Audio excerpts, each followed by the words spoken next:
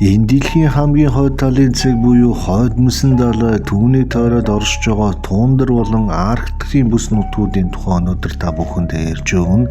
За энд амьдардаг амьтан яг энэ нутагтайгаа таарсан цас мөсөөр хучигдсан цав цагаан өнгөтэй амьтад байдаг нь ол үнэхээр сонирхолтой байдаг. За өнөөдөр ярих байгаа амьтан бол энэ бүс нутгийн эзэн гэдэг нэрээрээ алдарсан туундрын болон Арктикийн цагаан чон нэрээрээ алдарсан ийм хөөрхөн чоннууд тухай ярьж өгнө. За энэ Арктикийн бүс нутаг бол ерөнхийдөө хоёр улиралтай гэж ярьдаг. Өвөл болон зун гэж. За зунны улирал нь бол маш богинохон үргэлждэг. За бараг 14-20 хонд юм уу даагүй юм уу. За тэгээд зун шиг сайхан халаар нар мар гараад байсан бол байхгүй. Ерөнхийдөө нэг жилийн 10 сар нь өвлийн улирал явдаг учраас маш хүйтэн. Жирийн дулаахан өдөр гэхэд л одоо хасах 30 хэдийн хэмийн хүйтэн байх жишээтэй. За тэгээ энэ үед чинь нөгөө нэг газар зүйн онцлогоос шалтгаалаад зун боллоо гэхэд тэр нар чинь тэр цаана далийсэн нэг хилчмөөгөө муутай нэг жижигхэн нар одоо сүмийгээд байждаг гэж байгаа.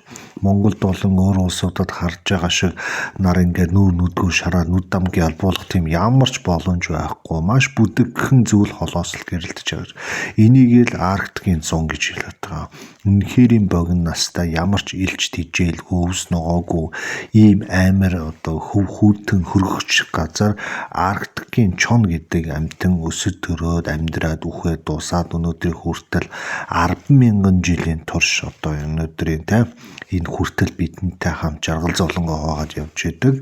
За Арктикийн чон гэдэг амьтын ерөнхийдөө физиологи талаас нь маш товчхон хэлээд өгье. За бусад чоны сүргүүдтэй адилхан альфа болон тийм одоо толгойлогч хос хоёр бол удирдана. Бусд нь бол түүнийг даагна. За тэгээ хоол хүнс тийжэл муутай уучраас одоо тэгж олуулаа хитэн сүрэг болж давхардаж явах ямар ч тийм боломж нөхцөл байхгүй. Амьдрал угсаа тэнд ерөөсөө бити амьдр гэсэн юм шиг бүх хэм одоо бүх амьтдын эсрэг хахир хатуугаараа алдартай энэ газар тисч торж төрж үргэлжилж амьдрна гэдэг бол баг боломжгүй зүйл байдаг. За тэгээд энэ хос хоёр маань одоо жилд нэг удаа ороод орно. Бусад сүргийн одоо эйрэм чоннууд яг энэ хоёрынхон давмгаалд өртөж орохгүйгээр ингээд энэ хоёроо дагаж амьдардаг байгаа. За энэ хахир хатуу одоо хамгийн дулаан өдрөөхөд хасах 30 за цаашаага хасах 60 70 градус хүрдэг энэ газар зөгтсөн Арктикийн чоннуудын сүрэг бол хамгийн ихтэй нэг 10 байна. За амьдралын насжилт нь бол 7-оос 10 жил байна. Ерөнхийдөө бараг 7 наслахад бол хэцүү. Яагаад тэгэхээр хоол унд цагаарч гэдэг юм уу идэж тижээл илбэг газар биш. Сүрэг хэдий ч нэ том байна, хоол хүнс тижээлийн муутайгаас бол задрах эсвэл одоо бүгд өлсч үх аюултай байдаг учраас цөөн тооны чанартай хідэн чоннуудаар толгойлуулж өдөршөнгөө хоол ундандаа хайдаг. Ерөнхийдөө энгийн Монголд амьдардаг тал хээрийн болон ойн одоо ямар ч үдийн чоннууд бол нэг ойролцоогоос 200-300 км квадрат нутгийг хариуцдаг бол энэ Арктикийн бүсийн чоннууд одоо хоол тижээлээ хайхын тулд доотлон 3,000 км квадрат талбайг самнаж тэрүүгээр одоо амьтны мөрхөөж ингэж одоо хоол ундаа залгуулж амьдардаг. Ерөнхийдөө амьдрахын тулд бүх зүйлийг хийж байгаа хамгийн гүргээр одоо мөнчгрөөр амьдарч байгаа чоннуудыг бол энэ цагаан чоннууд гэж хэлж ойлгоно. Адаглаад манай Монголын чоннууд зуны одоо 3-4 сар ядаж нэг даарч бэрхгүйхэн шиг наран сайхан нарлаад хоолунд идээд ингээд сайхан явдаг байхад Арктикийн чоннууд бол ерөөсөө төрөхтөөл хүүтэн нүхэн төрн үхтэй хүүтэнд ерөөсөө амьдралынхан бүх хугацаанд дандаа тэсгэм хүүтэн ерөнхийдөө ингэж өнгөрдөг байгаа. Мэдээж тэсгэм хүүтэн хажуугаар нь өлсөглөн энэ бүх зүйлд одоо цогцож энэ бүх зүйл тэсэж амьдрна гэдэг бол үнэхээр одоо гайхалтай тийм шалгарлыг үзүүлж чадж байгаа. Арктикийн чон гэдгийг ерөнхийдөө манай монголчууд бол нэг сайн мэддэггүй. Энэ Арктикийн бүс нутаг бүх юм цав цагаан. Хулган, огтон одоо туулаа, зорим, шувуу юу гэдгийг амьдэрдэг, амьтай голтой бүгд энэ цав цагаан өнгөтэй байдаг. Баавгаан хүртэл цагаан өнгөтэй байдаг. Тэгэхээр энэ одоо өнгөлн далдалж байгаа байгалийн өгсөн өгөгдлийнхэн дагуу тухайн улс амьтан руу ойртож одоо ойртохын тулд энэхүү цагаан өнгийг бол одоо анханасаа байгаль өөрөө энэ амьтдад бол илгээсэн байгаа. За мэдээж анги өрөөгөө чоны адил бол хийн сүргээрээ довтолгооныг үлдэж отолт маневр одоо тэ бүх зүйлийг бол хийн Арктикийн бүс нутагт амьдарж байгаа чон гэлтгүй бүх төрлийн амьтад тэнд хамгийн шилдэг нь байхаас өөр ямар ч аргагүй хоол тэжээл муутагаас гадна альва ямар нэгэн хоол ундтай таарах юм бол алгасах алдах тэх юм бол өөрөө идэх юмгүй өлсөж үхэх тийм эрсдэлтэй байдаг учраас нэг бол амьдрал нэг бол хоол гэдэг ийм айхтар эц төгсгөлгүй алан хятад руу амнасаа одоо золигт гаргаж бол өдөр шөнөгүй тэмцдэг байгаа. Сүргийн чоннууд хоол олтлоо л ерөөсөө явна. Энд тэнд одоо отож хүлээх энүүгээр нэг тийм сүрэг явна энэ гэсэн байхгүй. Ерөөсөө л тэр 3000 км талбайтай цас мөсөн дундуур л өдөр шөнөгүй хэрж ямарваа нэг амьтны уул мөрийг олж түүнээсээ л одоо амьдралаа залгуулахгүй бол өөр ямар ч боломжгүй. Хин нэгэн хоол авчраа тавьчихгүй. Ийм учраас өнөөдөр дэлхийд дээр Аляс, Гренланд, хойд мөсөн далайн том мөсөн хавтан одоо тэ энэ нутгуудад ойролцоогоор нэг 10,000 ийм цагаан чон байгаа гэсэн тийм судалгаа байгаа. Гэхдээ яг баттай тоо биш. Дэлхийд дээр энэ чонны хоол тэжээл хүнс одоо бүх юм багасж байгаа учраас өсөлт бол ажиглагдахгүй харин эсрэгээрээ бууралт ажиглагдаад байгаа. Энэ нь одоо байгаль цаг ууртай нь одоо нэгт холбоотой. Жишээлбэл хаврын уйлрал гэхэд хаврын уйлралтын хасах 30 градус. Тэнд одоо хээл авсан одоо охин чон маань бэлтгэрнүүдээ хүүтэн нөхөнд мөнхийн цэвдэг хизээч нар тусахгүй тэр харанхуй нөх модны эсвэл хадны завсар үр зүйлцээ гаргадаг. Яг л нохоотой адилхан бусад чонтой адилхан ерөнхийдөө хээл авах 60 хоног тех хугацаа энэ адилхан. Гэхдээ гаргаж байгаа бэлтгэрний тоо хамаагүй бага. Энгийн чон одоо байгалийн чоннууд нэг 5-6 бэлтгэрийг гаргаж яхад энэ төрлийн чон бол 2-3 төрөл одоо бэлтгэр гаргана. Энэ дундаас 60 хоног одоо бэлтгэрнүүдээ өөрсдийнхөө хоолоор хооллоод хэрвээ амьд үлдэж чадах юм бол 60 хоногтойгоос нэхлээд бор хоолнд ороход нь одоо өөрийнхөө бэлтгийг дагуулад шун ан авдаа явдаг байгаа. Бусад чонтой адилхан энэ тэнд ингээ хэвтээд нэг үүрэн дээр өдөр шөнөгүй байрлаад байхгүй. Ягаад тэгэхээр нэг хэсэг газар хоол байхгүй бол ахаал өөр тийшээ нөгөө нэг том талбайгаа тойрч энэ тэнд үүрлэж байнгын хөдөлгөөнд орших учраас зулцаг 60 хоногтой боллоо шууд дагуулаад харанхуй шүн тэр их хүүтэн засан шуурах тэсгэм хүүтэнд өөрийнхөө залуухан одоо 60 хоногтой бэлтгэрнүүдийг дагуулад явахсраа байхгүй.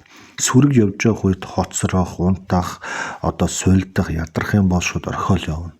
Тэрнтэй зурлаж ямар ч боломжгүй. Тэг сүргийг эрсдэлд оруулахгүй. Ийм учраас одоо энэ цагаан чонны тод толгой нэмэгдэхгүй харин хасгаруугаа ороод ерөнхийдөө цаашдаа бас байхгүй болох магадaltaй болж байгаа учраас дэлхийн том зоопаркууд энэ төрлийн чоны генийг авч үлдэхийн тулд гений лаборатори болон зоопаркд үзүүлэн маягаар бол бас тийжээж байгаа. Гэхдээ яг энэ авчирсан зулцгнууд нь мэдээж одоо 2 дахь 3 дахь үеийн төрөлд учраас яг туундрын өөрийнх нь одоо тэр Арктикийн бүсийн хүүтэнд төрж өсөж тэндээ том болсон чоннууд бол биш. Яг тийм учраас яг тэр байгалийнхаа өгөгдөл тэр одоо сургаалт ч гэдэм үү тэр шин чанарууд бол нэлээд алдсан байдаг.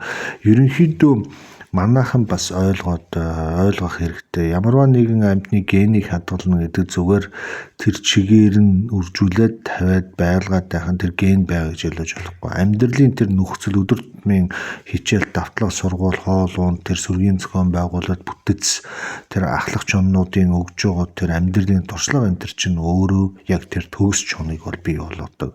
Манайхан бол одоо боддог нь бол нэг одоо Арктикийн чоныг барьж ирээд нүх савнд тижээгээд халуун хоолоор өгчаад тэгээд сайхан Арктикийн чонтой байгаад энэ болоод үгүй тэр бол зүгээр л нохоо болж гэсэн тижээмэл нохоо болж гэсэн.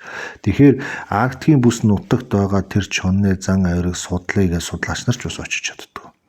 Тэгж амар хөдөлгөөнтэй явж байгаа тэгж айхтар одоо байгалийн эрсдэл суур амьсгалахад хүртэл хэцүү байхад чон судлаад явна гэдэг бол үнэхээр хэцүү. Гэхдээ нөгөө мухар сүсгийн боолуудаас болж цагаан чоны тийм юм сайн, ийм юм сайн, бараг цагаан чонд хаяхан байдгүй гэдэг хар ярианаас болж хулгай анчид Арктикийн бүс нутгуудаар одоо тий орж гарч явж байхдаа цагаан чүнийг бас буудаж унгах тий одоо яах тоо толгойг нь бууруулах юм ажиллагаанд бол орж байгаа гэдэг тийм судалгаанууд бол байдаг. Тэрнээс биш яг Арктикийн бүс нутагтаа бол чоныг өөрийг нь одоо цагаан багуунаас бусад өөр амьтад бол одоо барьж идэх тийм боломж байхгүй. Үнэхээр ийм нэгдэл хүч чадал одоо бүх зүйлээрээ шалгартсан амьт учраас хэр ургийн амархан бас амьтны хоол болоод байхгүй. Алалцж байгаад нэг бол хоолоо болгоод нэг бол өөрөө хоол нь болдог.